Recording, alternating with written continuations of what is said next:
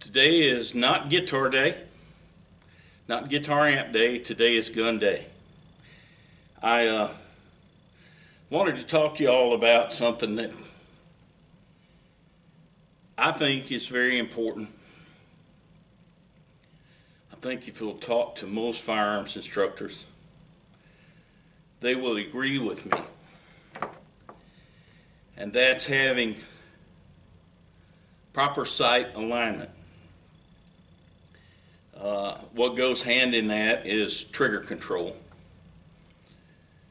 You're not going to be able to consistently hit your target if you don't have proper sight alignment or proper trigger control.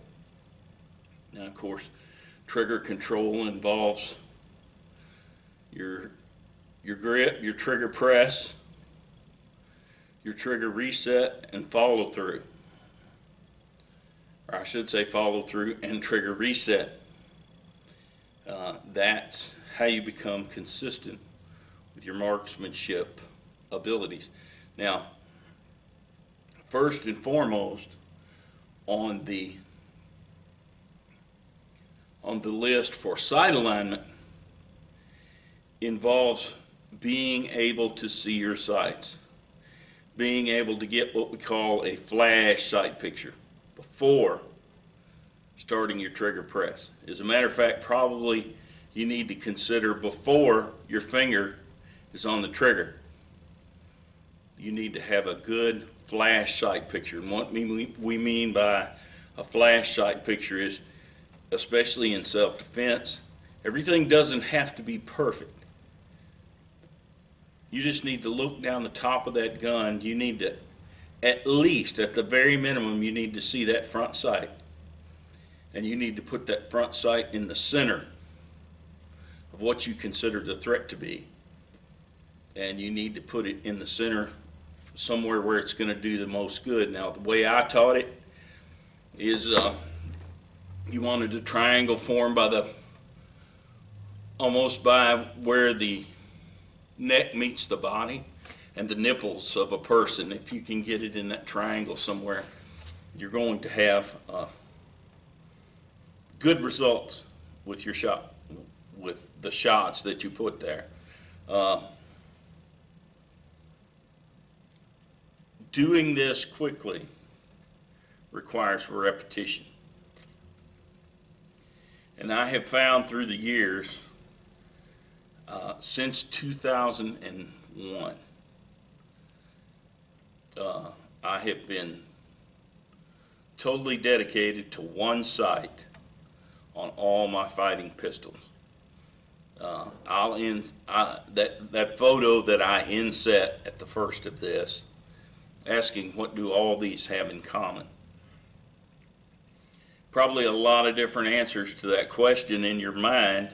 For one, they all look like they're designed around self-defense, that's for sure. But if you look at the front sight in that picture of every firearm up here, and some of them it's just a bead.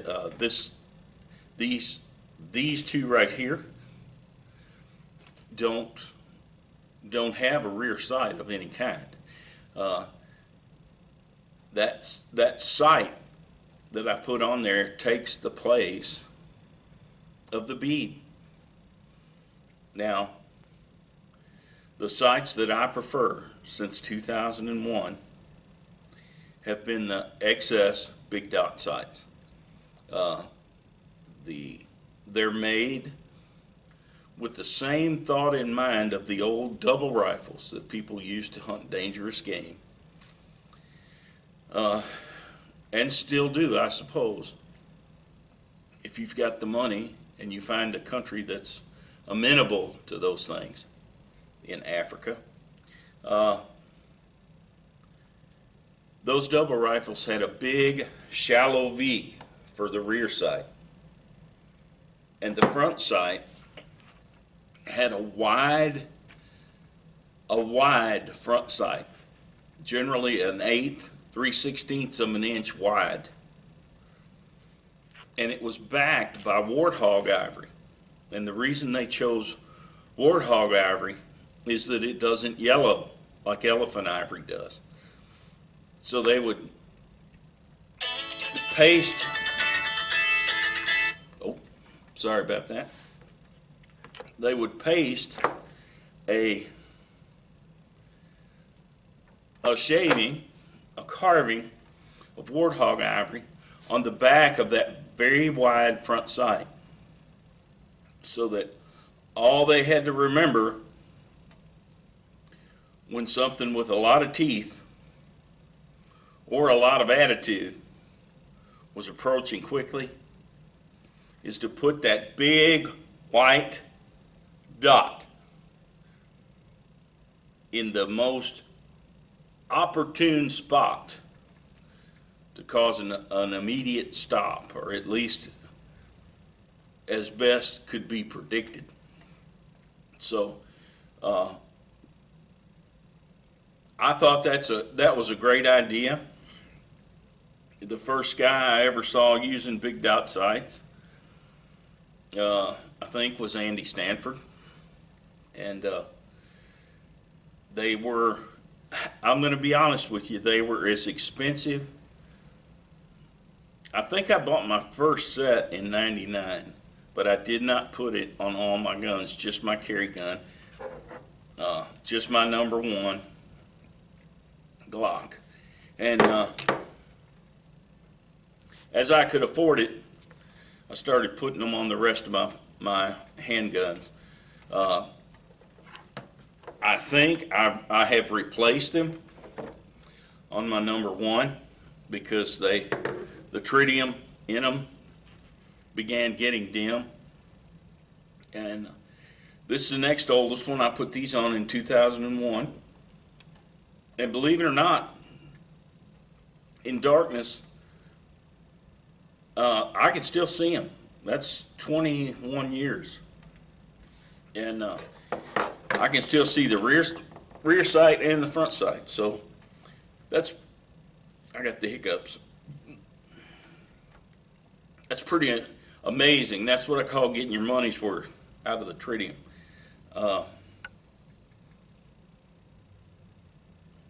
As I have been able to afford it, I have put them on my fighting shotguns. You can tell I like blued steel and wood. I think they're the best looking shotguns that you can have. And you can see I have the big dots on all of these shotguns, including this smoothbore slug barrel, 21-inch with rifle sights. You can see the big shallow V back here and the big dot on the front. They serve me well in competition, and people often say they don't like a big dot because it's not precise enough. Y'all, I have, in front of witnesses, I have more than several times hit a full-size IDPA target at 200 yards with this gun. I consistently, with all of these, am able to hit the man on the hill generally 6, 7, 8 times out of 10 with all of these handguns. And at its last position, before the knuckleheads with steel core ammo shot it down, it was 127 yards from the concrete edge of our pavilion. And, you know, we consistently hit it. And I hit it just as good or better than everybody else out there with these big dot sights. So, how much more precision do you need? And the good news is they're quick to find. When you put that up there, and once you train your eye to look for that big dot you put it in the center of the 0 zone, and then you press that trigger. And I'm telling you, they're a very quick sight, and they're as precision as you'll ever need. I'm a big proponent of them. I had one, I think, on my Model 26. Yeah, when I first bought the sights for that, and I get the 24/7 with the little vertical bar in back. I'll insert a close-up of these sights. The little vertical bar in the back is surrounded by white, but it's got a tritium insert. So basically, in full darkness, you see a bar with a little dot on top of it, and that tells you that your sights are aligned. Not long after I put this on, must have been a gas leakage or something. Now I don't baby these guns. We use them, we toss them around. I bring extras for students to use in advanced classes. So I mean, all of my guns have had the heck shot out of them. But on this 26, for some reason, after a couple of years, that rear sight quit glowing. And the way these things are is they have 2 set screws with I believe it's a .05 Allen key. And you just push your Glock sight out, which is very easy to get out. These things slide in. You put a little Loctite on the bottom where the screws come through. You slide it into the slot. All I do is put it in the middle. That's all I've ever done for any Glock. I just center this thing right in the middle, and I tighten those 2 set screw downs. Well, listen, when that thing went out, I knew the warranty was still good, because I believe they warranty the tritium for 12 years, I believe. Don't quote me on that. It'll say on the website. I could not get that rear sight out of that slide. I called XS, and they said, hey, just mail us the slide. We'll change it out for you.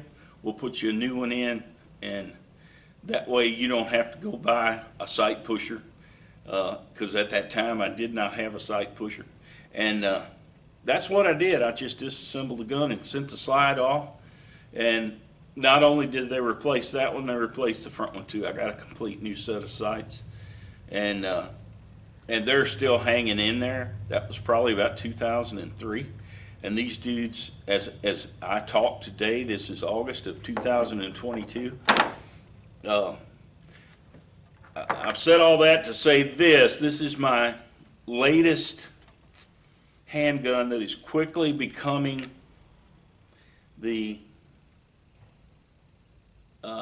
my number one. And that's because it's lighter, it's smaller, it hides away better, but it is a Glock 48, and it has the same, nearly the same sight radius as my old Model 17, just a little bit difference, maybe ½ an inch difference in the sight radius. But with the shield, arms, magazines, and their proprietary metal mag release, it holds 15+1, and boy, it's a very slim package. And you'll notice I'm not dry firing any of these today. It's not because I don't dry fire, it's because I have ammo on the table, so no dry firing today. This one is unloaded.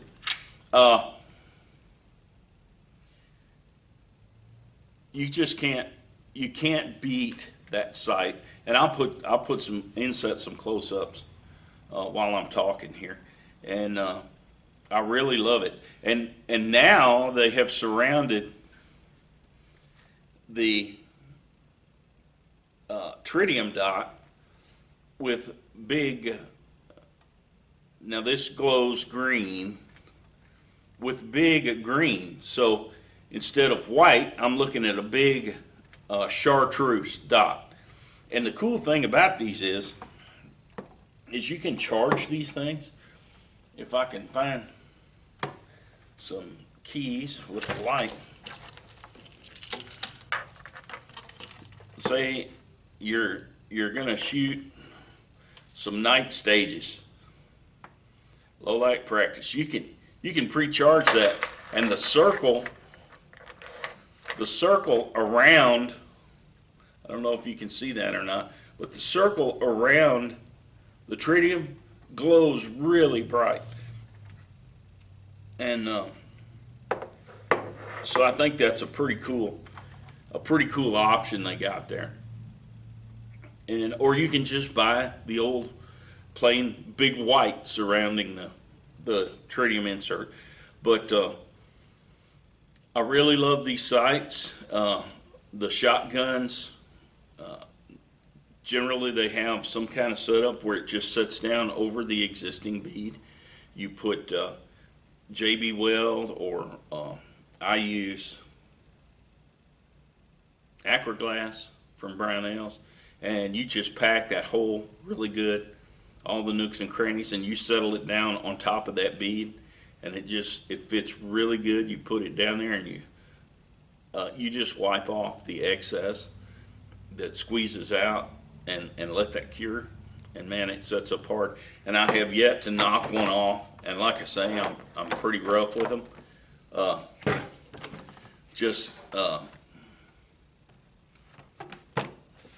You don't have to baby them. Now, do use the supplied red Loctite when you put the front side on and the rear side on, because I've seen people who wasn't sure if they want to keep them, and it comes with the little socket to tighten down the front sight, which is what this hole here is for. If you have a Glock 48 or a 34, you know that's what that hole is for, that little socket fits down in there. And you put just a reasonable amount of red Loctite that they supply, and you hold the front sight in place, you run that in there, and you tighten it down. Give it a good 24 hours to cure, and that sight will never back out. But I have seen dudes that didn't know if they were going to keep the sights or not, and they didn't use the Loctite and shot a match or two, and it loosened up and they lost the front sight. So don't do that. If you notice it getting loose, that means the screw has backed out some. You need to take it out, clean it as best you can with some denatured alcohol or some kind of degreaser. Make sure it's good and dry and clean, and put you another drop of red Loctite on there, and snug it down again. And by snug it down, I don't mean, obviously it's a very, very small screw that goes up in there. So use some common sense. Don't break the screw off. If you break the screw off, I think you're kind of screwed. You might be able to send it back to XS and they'll replace it. I don't know. I do know that their customer service, on the one time that I had to deal with them, has been awesome. So XS Big Dots, I'm a big believer in the idea and the theory behind them, and they have served me well for over 20 years. And appreciate y'all dropping in today. I will one more thing before I go. I also have a gun that has, I don't have big dots on it, and there's a reason I don't. This is a Ruger Red Hawk, and it is not in 44 Magnum. It has 45 auto dash 45 Colt. It has the front of the cylinder machined to accept their proprietary full moon clips, and this gun can shoot, I've got them in my pocket, this gun can shoot 45 auto. Here's some of my reloads, and I'll insert a picture so you can see. 45 auto, Standard, just weak, copper cladded. I don't even want to say it's copper jacket. It's just a standard pressure, copper plated bullet, kind of like Rainier's or something like that. And my big behemoths, what I call my Sasquatch load. It's a 325 grain wide nose flat point, cooking out of a 4.5 inch barrel at about 1,100 feet per second.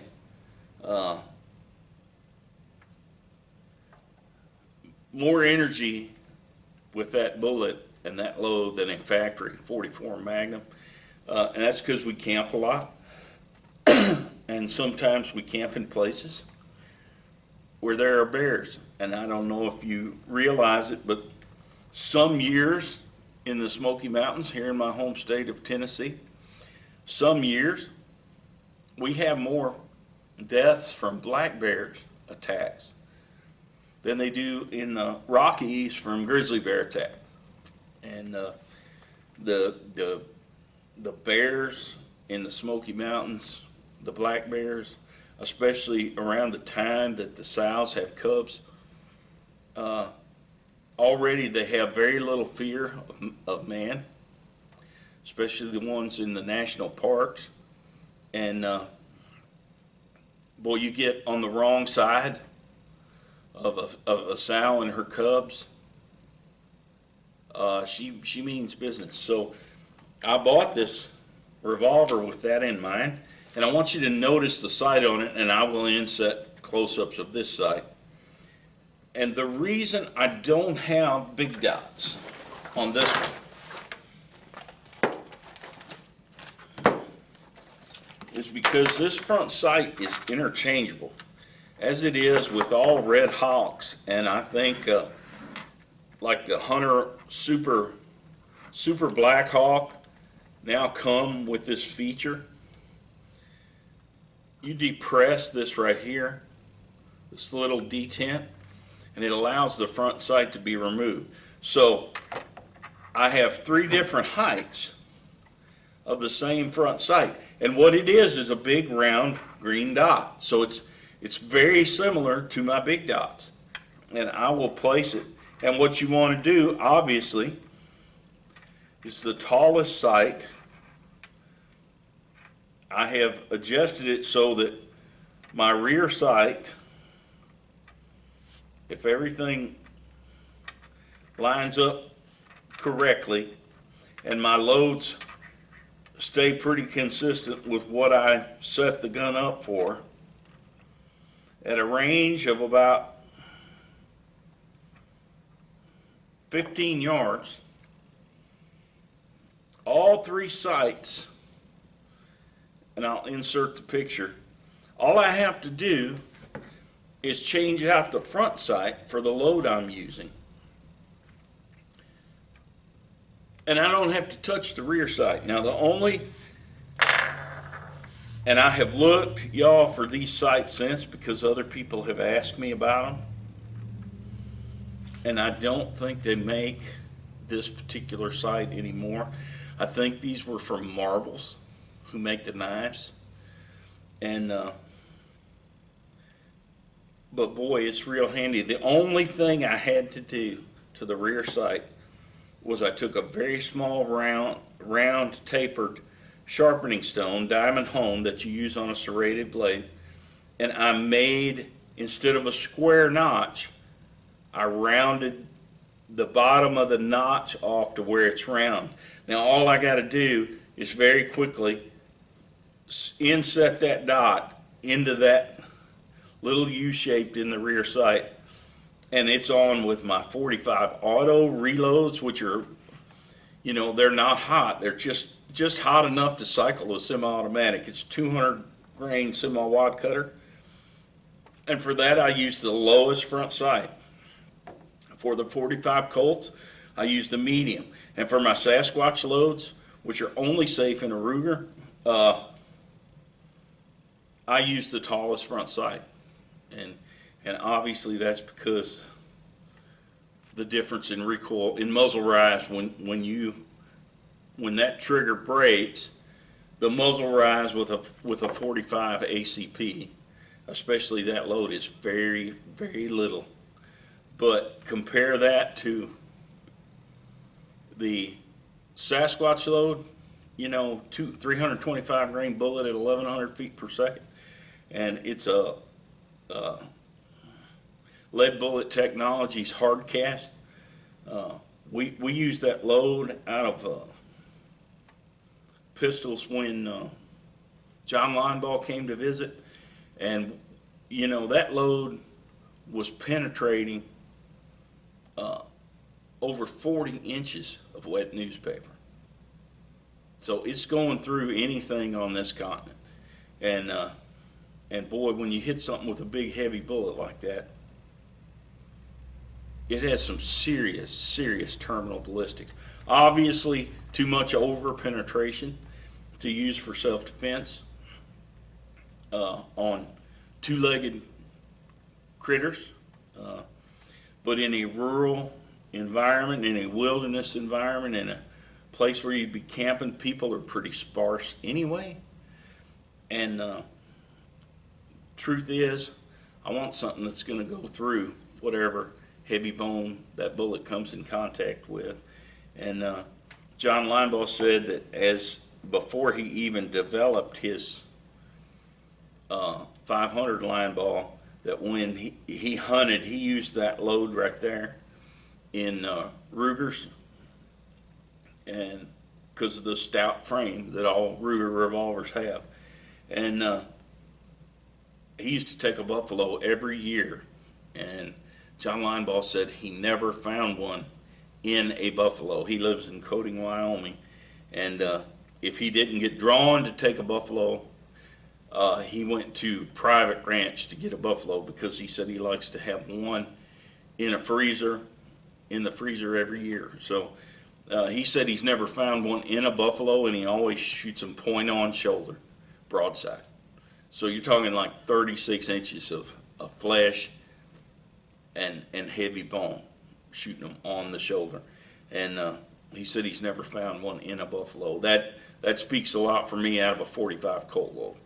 And obviously you don't want to put those loads in an old Colt single action Army. It will turn it into a pipe bomb probably. But Ruger makes some tough revolvers. And so that's why I chose that sight. They do make big dots for this, but only in one height. So, and you have to adjust your rear sight for the load.